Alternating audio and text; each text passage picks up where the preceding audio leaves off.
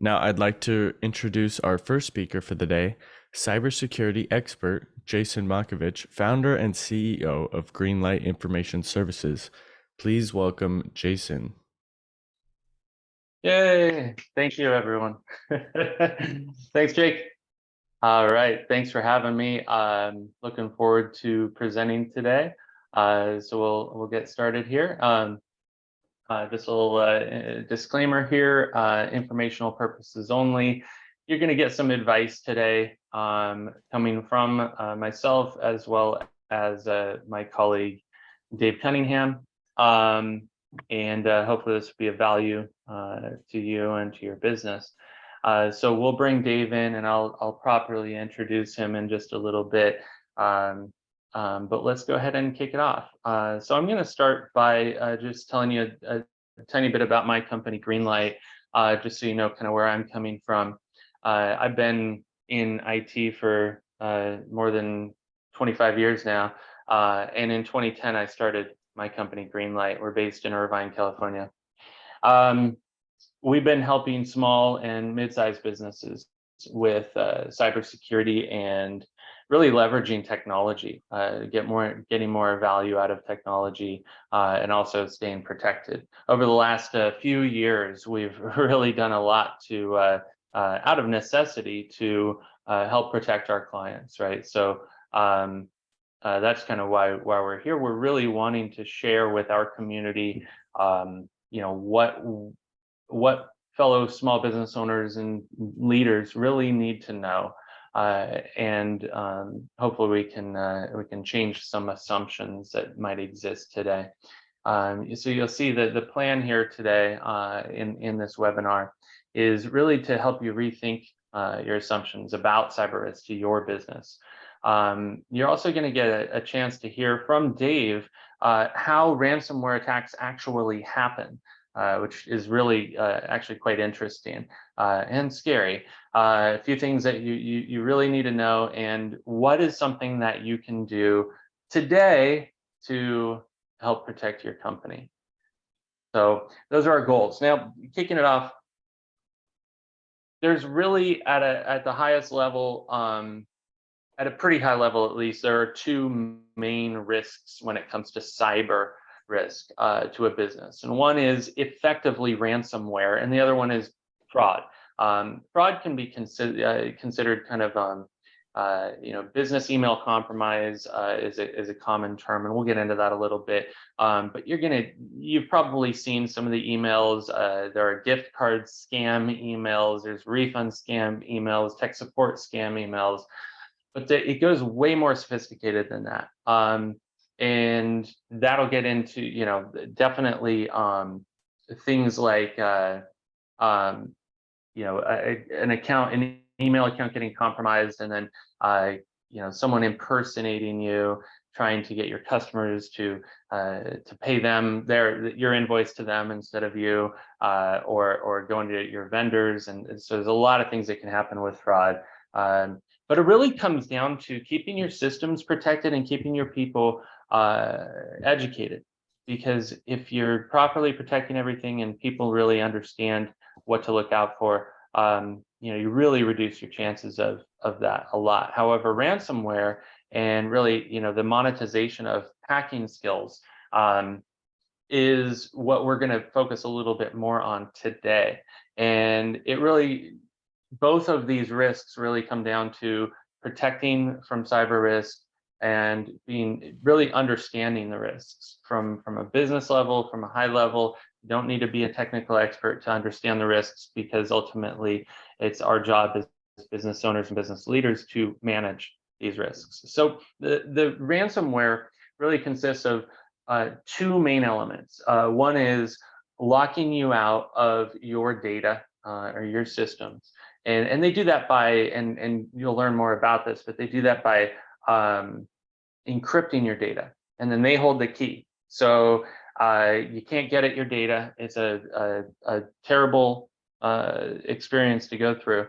And so your systems are down, your business is basically brought to its knees.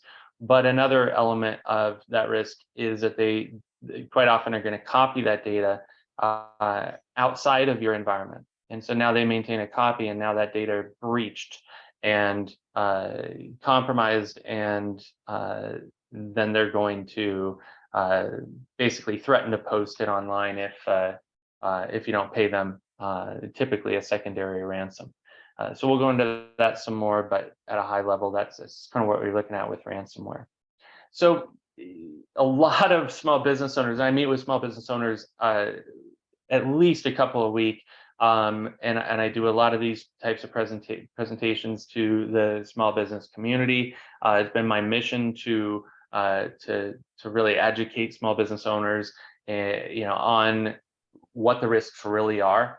And one of the most common things I hear is, "Well, we're too small. We're too small to get hacked." And the truth is, almost half, 43% of cyber attacks are targeted to small businesses. That was in 2022 from an Accenture report. We've seen numbers even higher than that. I've seen 57%. I've seen, maybe as low as 40, but it's very, very significant amount nonetheless. Key thing here is hackers really don't discriminate. They will go after any industry. There are certain ones that are favorites. Healthcare certainly has been, unfortunately, especially during COVID. But finance, as you see in insurance, and business and professional services, a lot of us are in, one of these fields. But even if you're looking at technology at 4%, nonprofit at 4%, think about the percentage of those companies out there, right? So you can see that the healthcare might be a little bit targeted a little bit more than others, but we are all, unfortunately, prone to this. And again, the hackers, they don't care that much about the industry. They care that you have data that's valuable to you, and if you have data that might be sensitive, that you're willing to pay money to protect, then they know they can monetize an attack. That monetization of attacks comes in form of ransom. And some of these statistics that you see here, and these are from the Baker-Hostetler DSIR report that just came out, actually. And in 2021, the largest ransom demand was over $90 million, but the largest ransom actually paid was reported as a little over 8 million. But keep in mind, these are just what's reported. There are a ton of events that happen that don't get reported. And so the statistics out there are a little, unfortunately, a little less than precise. Unfortunately, I think the problem is much worse than the statistics even show. But the average ransomware paid, now that's a big one, because that being an average, that's a lot of money just for ransom, right? But there's actually going to be a lot more cost to that. So you can see that of all these ransom attacks, 40% of the organizations reported here had to pay the ransom. And then 82% found that data was exfiltrated, or essentially copied out of their environment. So that leads to, again, a secondary ransom, which Dave will talk more about a little later. But it also leads to a lot of other damages and costs. So some of the other costs associated with in dealing with a cyber attack, you're going to have the ransom, but you're also going to have to deal with hiring breach counsel, okay, an attorney that understands cyber breach law and can navigate this. I can't tell you how important this is. If you don't have cyber insurance today, you should go and talk to your commercial insurance broker about it right away. I have great contacts if anyone needs. You'll have my contact info here at the end of our presentation. I'd be happy to make introductions. But ultimately, you've got to have, I highly recommend you have cyber insurance, and they're typically going to bring in, the counsel and forensics and all that when they cover, if they're covering an event. If you don't have that, or if you want to go, outside of that, then an attorney that understands this stuff is really important, because then if you if you face litigation later on, which sadly does happen a lot of times you can actually protect yourself in the very early stages by working with an attorney and communicating through attorney-client privilege. So I'm not an attorney. I can't give legal advice. This is simply just um, my own experience with this. But I tell you, these are just so important. So cyber insurance and working with an attorney early on when you detect, even suspect an issue. But the costs associated are just tremendously high, and they dwarf the ransom payment. Breach counsel forensics, I mean, the hourly rate on these folks are in the several $100s an hour per person, and we're talking probably tens, if not hundreds, of man hours of work. The negotiation with the cyber criminals, and then the recovery costs, if you can recover, and that's something we'll talk about as well. And then upgrading your systems and hardening everything. Then you also have the consequential damages. So I talked a little bit about litigation, but you're going to have downtime and lost revenue. You're going to have brand reputation, reputational damage issues. It could reduce your valuation, absolutely, very significantly. If you're looking to exit, in the next 5 years or so, that's going to make a major negative impact on your valuation. Depending on the industry you're in, you might have certain fines, certain compliances that you didn't meet. So now you've got the government on you, or an industry trade group on you. Sending out notifications, that alone can be costly and very very dangerous to do, but quite often very necessary. So a lot of fallout from an attack. It's way more than an IT problem.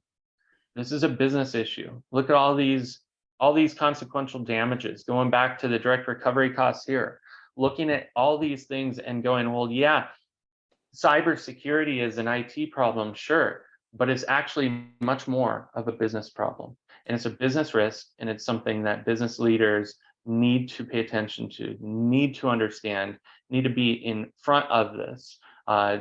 Please stop assuming that IT has you covered, because it's just not the case. The fallout from this is far bigger than IT. So we talked a little bit about fraud. We're not going to cover email fraud or business email compromise very much in this, but I just wanted to kind of show you, this is insane, the trajectory that you can see here. This is at $2.5 billion in 2021, and it does keep going up. And this is just the losses from email fraud alone. And many of us are here in lovely California, and we happen to be number one when it comes to data attacks and privacy complaints. So total victim losses in California are double that of the next state, in Texas, and then it goes down. So being in California seems to have some maybe it's the fact that we have more successful companies in California than other states, but being here seems to have some factor in terms of hackers really looking to monetize their skills. So in talking about that assumption that IT handles cybersecurity is a very dangerous assumption. You can see this IT guy here. I work with a lot of people that look like that. But whether you have one person inside your company that handles IT, or a full IT department, or maybe you outsource your IT to a managed service provider, which I always recommend. We are an MSP ourselves at Greenlight, or you have an IT consultant, whatever it is. Even our clients, like, you can't just assume, well, cybersecurity, that's IT. Right? We're constantly having conversations with our clients about the cyber risks that they have, that they own, that we help them with, but this is a business risk. So you have to also understand that IT, and this is especially the case if you have internal IT, but even the case if you outsource your IT and security have very different objectives. Okay, IT's objective is to maintain your systems to deliver technology to your business, to act as a utility, but also as a source of innovation for your business. Security is to reduce risk, right? It's to protect. Two very different perspectives. So IT and security have different goals, and the IT people don't necessarily have the expertise to protect your systems. In fact, to stay on top of the threats today, you really, if you're depending on your IT folks to handle that, they'd better have cybersecurity experts that's all they do. They quite often don't have the time to prioritize cybersecurity. I can tell you, if you're in a more mid-market company and you think, well, we can just hire internally for cybersecurity, it's just too cost prohibitive. The talent in cybersecurity is too expensive, and it's way too difficult to find anyone that has any experience. We need a lot more cybersecurity engineers in the field than the industry has today. Vetting solutions takes a tremendous amount of time. So, I see this a lot with IT departments, especially where they'll look at different antivirus products or email security products, and they'll spend months trying different ones. All the time spent and wasted working with a service provider that can just bring best of breed solutions typically makes a lot more sense. Ultimately, who's responsible for making sure then that gaps are filled? Well, if IT is delivering certain solutions, how do you know that everything in between those solutions is covered? Right? You got to look at it holistically. So knowing who's responsible, don't just assume IT handles this. This is a business risk, and business owners and business leaders are really ultimately responsible for this. So it's important that we all know what we need to know about cyber risk, and we feel that it's very important to partner with a cybersecurity solution provider. And really, as with any business risk or business decision, really, the more you learn and understand, the better you'll be able to manage it. I also recommend that you start budgeting cybersecurity separately from IT. These are different objectives, and they should be different budgets, and they should be, a line item, something you should plan for and budget for. So, what do we need to be protected? Get down to it. Well, you'll if you go into Google and you start learning or watch videos or really anything, it becomes overwhelming. And so you're going to see a lot of different solutions in different areas. And this is what you're going to end up with. You're going to end up with a million different solutions, and it's way too much for a business or even an IT department to be able to navigate. It's really untenable. So there's a better way to go about it rather than focusing on just buying security products or just implementing certain things, right? You have to look at things a lot, again, more holistically. So it's my pleasure to introduce a good friend of mine, my colleague, Dave Cunningham. Now Dave is a ransomware recovery case manager. And if you're meeting Dave, there's a good chance you're having a really bad day, because Dave comes in when everything's hit the fan, if you will, and your company has been attacked. Dave comes in with his team to hopefully recover from a ransomware incident and help your company get back on its feet. Dave went to Auburn University and worked as an aerospace engineer for NASA on the Space Shuttle and Space Station programs. He had his own IT, very successful IT company for a long time, Dempsey Blue Bar. And since he's sold that, he's been a technology officer and ransomware case recovery case manager. So Dave, like you to join me here, and there we are. So welcome, Dave. So Dave, if you wouldn't mind, I'd love for you to maybe start off by sharing a story. I know we've talked about some different examples of actual ransomware events. And I think it'd be really helpful if the audience could hear an actual story of, what has happened, and we'll get to it. Yeah, thank you very much, Jason. Well, yes, so Jason had asked me to talk about different cases that we've had. And so about 3 years ago, we had a case. I got a call. I actually got pulled in. It was around 10 at night. And the gentleman had called in. Their company had been hit with a ransomware attack. They'd been working for 48 hours. All the systems were completely down. So he and his team had been working, the IT folks had been working for 48 hours solid. Nobody had slept. And what they realized is that all of their systems had been encrypted. They didn't appear to have any kind of recovery capability because their backups had been encrypted. Turns out they also had backups in the cloud. Those were not encrypted. They were just simply deleted. On the systems, they had a ransomware note that said basically, and it was written by the criminal threat actor, saying that all of your systems have been encrypted. We also have exfiltrated or stolen sensitive company information that we are threatening, will release publicly if you don't pay the ransom.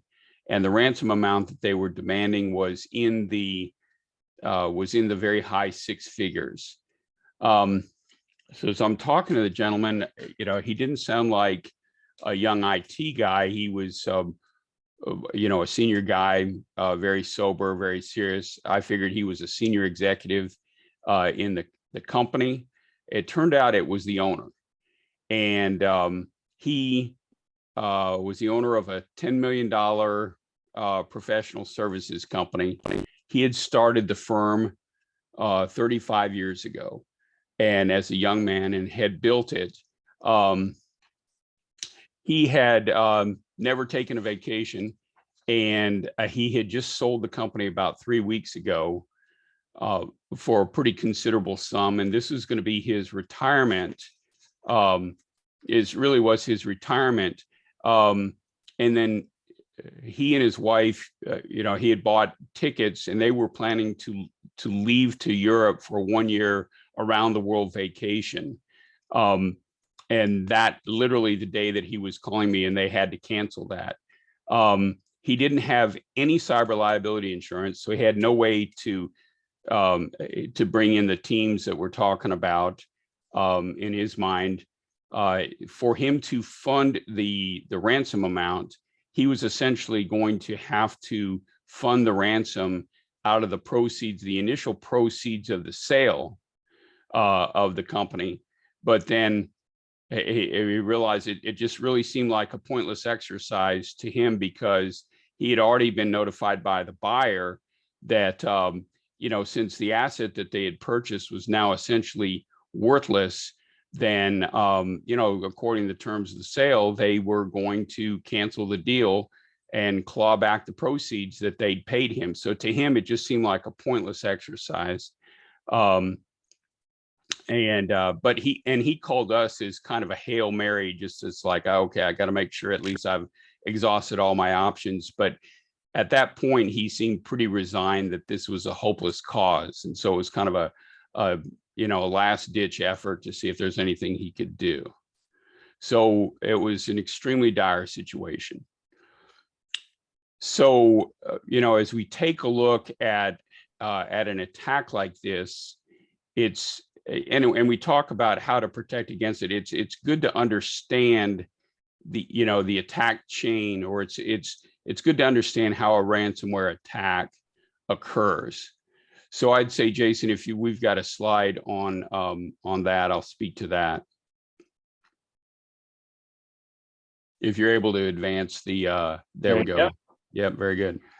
So, there's a lot of different threat actors. There's a lot of different techniques that they use, but they generally fall into, there's a playbook that that the criminal threat actors use to compromise, to get into a network and fully compromise it. And these compromises are not like 4 years ago, where you would get malware on a computer and you could just reimage the computer and then move on. These are much more comprehensive attacks. So it's good to understand what we call the ransomware attack chain, because if we understand how these threat actors will compromise a network, then we can understand why the various measures and recommendations are relevant, because they will interrupt the attack chain at each of its stages. So this is the general attack chain that we're starting off at the left. So going across the top and then across the bottom. So what the criminals will do is, the initial phase, we call it discovery, but essentially they are scanning the internet constantly in an automated basis to discover companies that have vulnerable systems that they can get into. They also have email phishing campaigns running all the time that are sending out these phishing emails. So this is an automated process, and it's why organizations are surprised that they get hit, because they think they're too small, they wouldn't have been targeted. And the answer is the criminals will they're constantly scanning for all systems that are vulnerable. So that's why smaller and larger organizations seem to be getting hit at random. So, and we can get into, this is why certain measures such as awareness training to prevent users from clicking on phishing emails are so important. This is why it's important to make sure that your systems are patched and cannot be compromised. So anyway, so once they attack or they discover vulnerable systems, then they will gain initial entry into the systems. So this is the second step, where they get into the systems by one mean or another, whether it's through a phishing email or unsecure remote access or an unpatched Exchange server or an unpatched firewall, and they initially get into the systems, into the environment. And so now we start talking, why is it that we recommend that systems be patched? This is one example. We want to be able to detect if this occurs. So when we talk about MDR, managed detection and response, then those services and tools will detect the initial entry into the network. Once they get into the network, then they try to land and expand. So they got into the system by one means, and then what they will do is then they will install, we call them persistence mechanisms, but these are various different backdoors and beaconing software that allow them, even if their initial computer that they compromise gets turned off, then they have other ways to get into the network. And so they do that. They start downloading tools that they're going to be able to use to exfiltrate the data. They'll scan the network for more vulnerabilities. They're looking really to get, they're trying to get administrative access to the network so that they can do anything that they want. So that's really the execution, the escalating of the privileges. And again, these are where certain tools such as managed detection and response is really helpful. This is why we recommend that people have strong passwords so they can't be brute forced attacked. And so this is why we recommend that people have multi-factor authentication to prevent the threat actor from getting into the network and then escalating their privileges. Now, once they've laid in all their tools, then they start to execute files. One of the things that they want to do is they do want to be able to exfiltrate the data. They want to steal the data. So by the time that they actually encrypt the network prior to that, they have stolen the sensitive data, and that's what they threaten to. That's what they threaten to release unless a ransom is paid. So once they've exfiltrated the data, they have also gone in and they have tried to figure out where the backups are. And before they detonate the ransomware and encrypt the data, they try and succeed to either encrypt the backups or delete the backups. So there's a lot of work. And so these threat actors are in the environment undetected for weeks prior to the final detonation of the ransomware. So this is really why it's so important to be able to detect the presence of criminals in your network. And that gets into some of the things that Jason is going to be talking about later. Now, once they exfiltrate the data, they've deleted the backups, then they're ready to launch their attack. And what they will do is they will encrypt the data. We call it through a ransomware payload. They will encrypt the data, and then they will download ransom demand notes onto the system so that when you go in, you can't get in your systems. The only thing that you seem to be able to get access to is the ransomware note that says, okay, we've attacked you. Here's how to contact us. Don't call, there's all sorts of admonitions. And if you don't contact us, then we are going to, not only are you not going to be able to get your data back, but we're going to release this sensitive information. So that's the deployment of the ransomware. Now, once this happens, this is generally where somebody like myself is called in, because it's a dire situation. The entire company is down, and now we're taking a look at, okay, how in the world are we going to possibly recover from this situation? So there's past the deployment of the ransomware, then there's the restoration of the systems, and getting the organization hopefully back into business. And that's kind of what my business is. So anyway, Jason, let me turn it back over to you. That's great. Thanks, Dave. Yeah, it is quite scary how they're able to do that from one very, very simple initial attack. And quite often, in fact, the majority of attacks begin from email.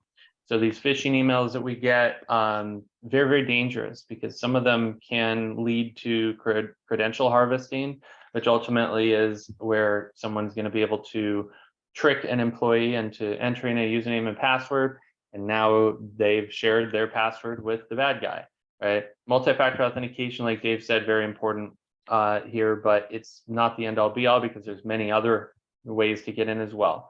There's doors, there's windows, right? We got to look at the whole package. So what do we need? What do we really need, rather than those million logos that I shared? This is a slide deck, by the way, that we can absolutely send out. So don't worry about jotting everything down that you see on the screen, although hopefully some of the stuff we're talking about, you're able to take some notes on.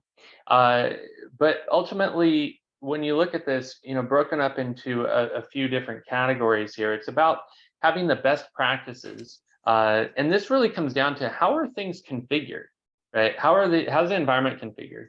We like to call it cyber hygiene. How hygienic is your cybersecurity? But then you then have the technologies and the tools that are necessary to protect your environment. So antivirus and firewalls are very important, but they're not enough now. Unfortunately, hackers have gotten past those very easily. So while they're necessary to have, you need to have not only antivirus, but a very good one. You need to have not only a firewall, but a very good one. But you do a lot of things outside of your physical network where the firewall is in front of. And so there's more than that, a lot more. We do a lot in the cloud now. And then companies that allow users to use their own computers, that bring your own device concept, that opens up a world of problems for organizations. And then you have the user side, And that's really about educating the users on what to look out for. But not just that. You got to make sure that you're training them and testing that through simulated phishing email systems. And then if they get an email that they're not sure of, there must be a process by which they can validate that they can, who do they check with? How do they safely get an email investigated? And these are all, solutions that can be provided by a cybersecurity solutions provider or by, managed service provider if they have all these solutions available that they can manage. And then just promoting a culture within an organization of being, vigilant when it comes to, cyber and all that. I think the more we educate our users too, the better we are as businesses, the safer we are. But then, getting them in the mindset and understanding these risks that's gonna help folks at home too, which is also so important because it's not just businesses that get compromised. So I'm going to delve into some of these best practices, is because I want to make sure that you have some takeaways here of things that you can actually do or make sure that you have. So a few things would be, one is the accounts that you have. If you think about it, you have a username and password to your email. Well, you probably have a different username and password, a different account essentially to log into your computer. Well, do you have a different account for your CRM and a different account for your accounting system? And each and every account is an asset that an attacker would love to gain access to, right? And so from a cybersecurity perspective, it's a force multiplier. We see that as, okay, for every employee, there could be 3, 4, 5, 6, 10 accounts, and that opens things up a lot. So we do recommend considering single sign-on solutions where these systems are configured to consolidate to one account. It's not just synchronized across. It's actually, you have one login that would be used in a lot of your systems, and that really narrows down how many points of entry there are from an account standpoint. Multi-factor authentication, you've all heard about it. You all have it somewhere, at least at your bank, I'm sure. But and I know it can be kind of annoying, but if it's set up properly, it shouldn't be too cumbersome. And ultimately, we've seen a lot of these set up improperly because there are ways around multi-factor authentication if it's not set up in the right way and if users are not trained in the right way. So just turning on MFA is not enough. And then you really need to have it set up right and have folks trained on it appropriately. And then there's a concept of the principle of least privilege or least privilege access control. And the idea around that is when you set up an account in a system, and this is very much an IT function, IT administration would involve, hey, we hired a new user, let's set up a VPN for the user. Ooh, okay, well, when they log in, what do they actually have access to? What does that account have access to? What does that network or that device have access to? So if a bad guy got in to that, what can that cyber criminal actually do? And the idea is by blocking everything and only allowing what's absolutely required. It's a way of rethinking giving access to your systems. So pinholing only what's needed and blocking absolutely everything else. So these are some things that your IT folks can do, and cybersecurity service provider or managed security service provider or consultant or anyone with a cyber background can help ensure that things are set up properly. Talk a little bit about protecting your data. So Dave, I'd like for you to maybe I have a question actually on ransom. If you could come back on video. So you deal with a lot of these ransomware cases. Approximately what percentage of these companies are unable to actually restore from their backup, would you say? So I would say, unfortunately, about 70% of the cases, organizations are not able to recover from their backups, and they end up having to negotiate a payment to the threat actor. And of course, there's a whole negotiation that you go through where we're negotiating with a threat actor to take a significant discount off the initial ransom demand. Anytime you can get down below 50%, get them to take a 50% haircut, then that's probably the best. We've had some that are more significant. We've also had some where the threat actor kind of stuck to their guns, and we end up the client ends up having to pay maybe 80% of the initial ransom demand. But they unfortunately, because the threat actors, we call them threat actors, the criminals, target the backups, they're not going to detonate the ransomware until they have some confidence that the victim is going to be forced to pay. And so they do target the backups. And in addition to this slide where we're talking about principles behind backup of having 3 copies of data, 2 at separate location, 1 of them off-site. The other thing is that the backup systems, in order to withstand an attack by a criminal threat actor, they have to be specifically designed with that in mind. So they have to, they have to be architected and tested and designed to not only back up data and be able to recover it, but to withstand the attack.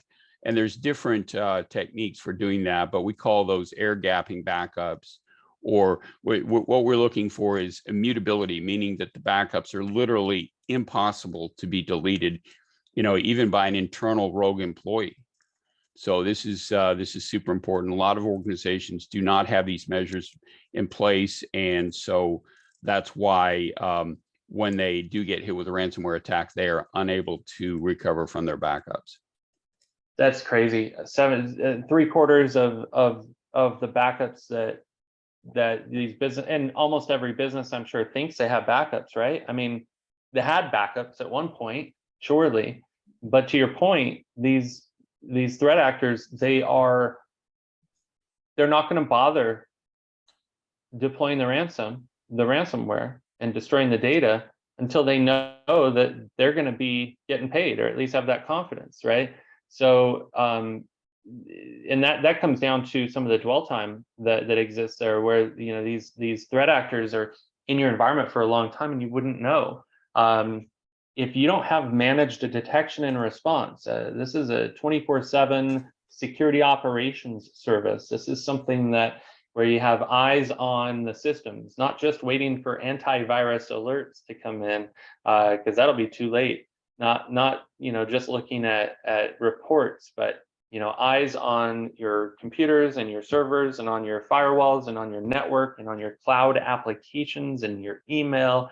And these giant enterprises do that sometimes internally, but no small or mid-sized business would be able to afford to do that themselves. So outsourcing that, what's called MDR, managed detection and response, with XDR, extended detection and response, would be important.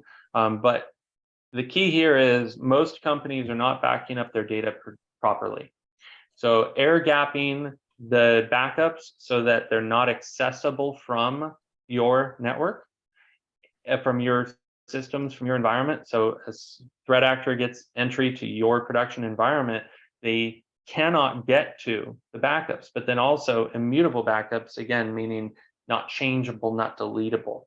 And again, most backups are not set up that way. Chances are yours is not, unless you know, in fact, that it is. It probably isn't. So we really want to emphasize that. So moving on a little bit, in the best practices, or cyber hygiene as a cool buzzword, in understanding kind of vulnerability management and keeping systems updated, I think this is a good example of showing what a partnership between a cyber partner like like Greenlight and an IT department or IT consultant or what have you, what that partnership really looks like in separating the roles and responsibilities. In the life cycle of vulnerability management, of course, you need to discover the vulnerabilities. There are great systems to do that. They're typically a bit costly, but again, through a service provider model, there's a lot of benefit in economy of scale and in co-oping with what the service provider has.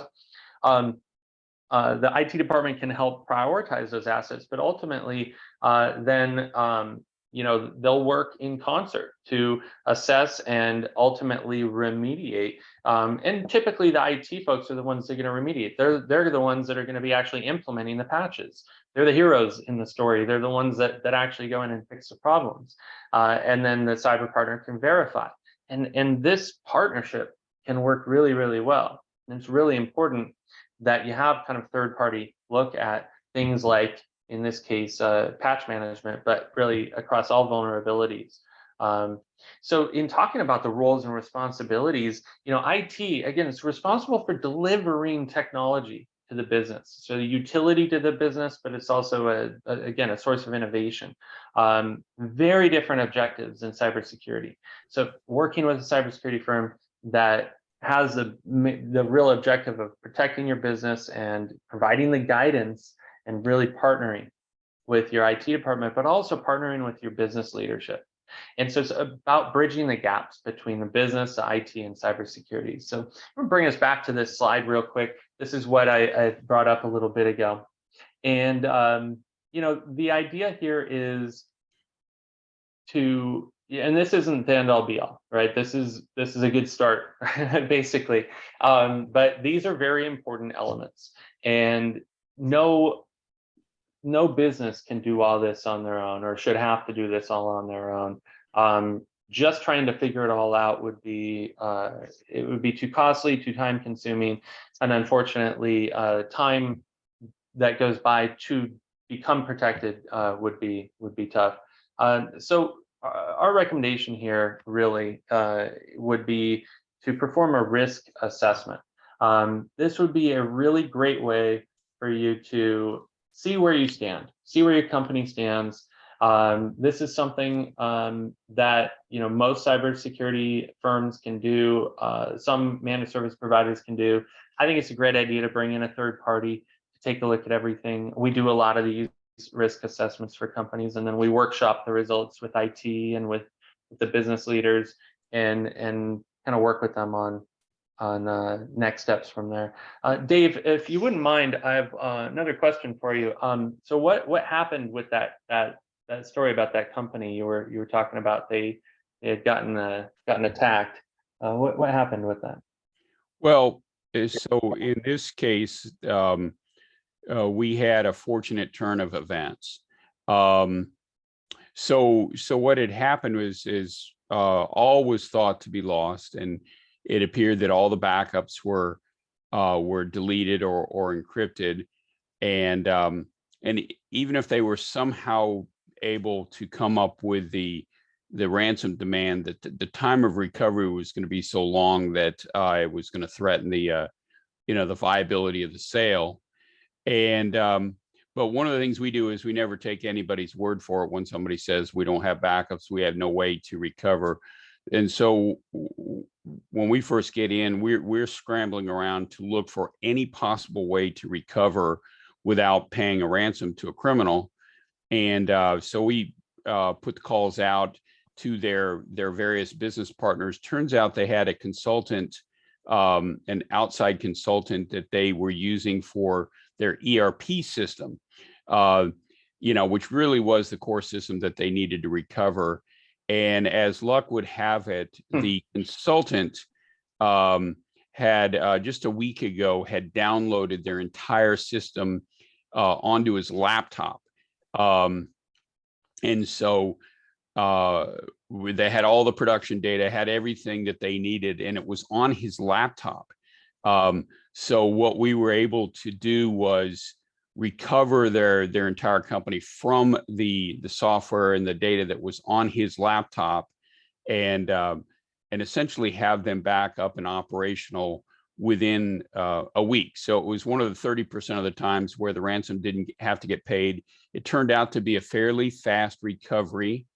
The business interruption was not that bad. So, when it was all said and done, he was still able to consummate the sale or keep that. He did have to bear the expenses of the recovery, but he didn't even end up having to take a haircut on the valuation of his company. And I got a picture from him about 2 months later, he and his wife in front of the Eiffel Tower. So it just turned out, fortunately, to be the best of all outcomes that they could have received. Because of one guy that downloaded their ERP database onto his laptop, which quite honestly is kind of cringeworthy too, because, okay, now he downloaded that to his laptop. If there hadn't been a cyber attack, I would have said, ooh, that's not a good idea. Is that laptop really safe? Is it secure? Could someone get access to that data? Right. Exactly. But then the other side of that coin, of course, is that saved the business and his retirement. And he and his wife got to travel after all. That's a wonderful outcome, terribly scary. Not just in terms of cost, but the valuation of that business. Had they lost their data, I mean, sure, if they pay the ransom, there's a good chance that they would get their data back, but it's no guarantee. So, and had they lost their data, would they have even been able to sell their business for? We don't think that based on what the buyer was saying is that had they had to sustain a 1 month business interruption, which is what they'd have been looking at, because it's important to know when you pay a ransom to a threat actor, it's not like you receive a password and you enter in the password and then everything comes back up to life. It's quite the lengthy recovery period. Just we didn't talk about that.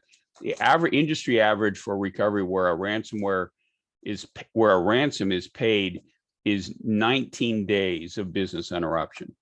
Wow. And he felt, I mean, that would have threatened the whole deal. But fortunately, we got them. They were back up in just under a week. That's incredible. Yeah. Well, that is a good ending, relatively good ending to what could have been really tragic for he and his family. So here's some contact info here for me.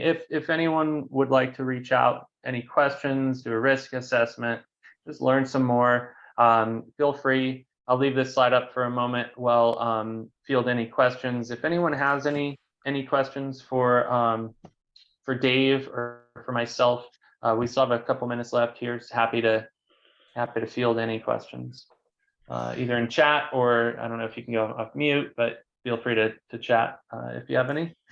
Yeah, we'll just wait a minute or so, see if anything. I have a question, Jason. This is Wendy. You talk about all the things you do, but if you were to narrow it down to just one thing that's the most important thing that a company should do to protect themselves from a cybersecurity attack, what would that one thing be? I think the most important thing is to treat cyber risk as you treat other risks and your serious risks in your business.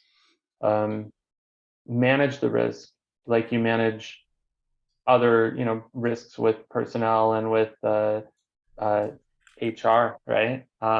Safety. It's equally important, and in some cases more important, in some cases less. But the impact on these risks have become so extreme. You look at a problem with one employee, that could have massive impact. And so there's so much in mitigating that through, especially working with CalWork Safety and HR, right? Very important to have a partner in your firm. And I think equally important in having a partner with cyber, treating this like a serious business risk because the impact of the risk is serious to the business. And I was going to say if there's not another question, I'll expand on that if you'd like. Yeah, please. Well, so, there's a lot of different things to do. Not all security measures are created equal. The key thing I think is to have a risk assessment so you really understand what your posture is. So that's an actionable item, right? And I can tell you in these risk assessments, there's always a few things that are recommended in any risk assessment, which is to have the multi-factor authentication in place, to have immutable backups in place, and to have monitoring of your environment so that a security attack will be detected. So those are kind of the top items that come out of a risk assessment. I would tend to agree completely with those. Yep, absolutely. Well, thanks very much, Wendy, Jake, Cindy, and everyone for having Dave and I join. Really appreciate you having us, and hopefully this was helpful to the folks that spent the time. And thank you all for taking the time. Jake, I'll hand it back to you. Yeah, thank you again, Jason and Dave. This is an important topic, and remember, if we didn't address your questions today, go ahead and reach out to us at info@calworksafetyhr.com for a copy of the slides or the video presentation. Again, please be on the lookout for future topics on our website, calworksafety.com. Thank you for joining us. Have a wonderful rest of your day.